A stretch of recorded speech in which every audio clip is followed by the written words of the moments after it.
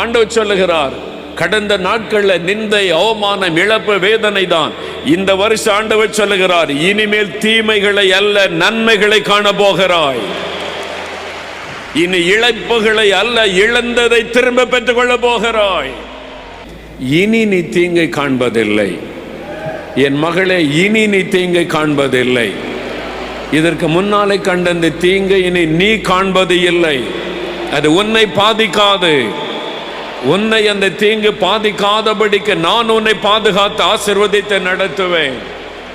அதுதான் தேவன் உங்களுக்கு கொடுக்கிற வாக்குத்தத்தம். தேசத்தில் தீங்குகள் வரும், உலகத்தில் தீமைகள் பெருகும், பஞ்சங்களும் கொள்ளை நோய்களும் இயற்கை பாதிப்புகளும் உலகத்தில் பெருகும், பாதிப்புகளை உண்டாக்கும். ஆனால் நீ தீங்கை காண்பது இல்லை. ஆனால் நீ தீங்கை காணாதபடி நான் உன்னை பாதுகாப்பேன்.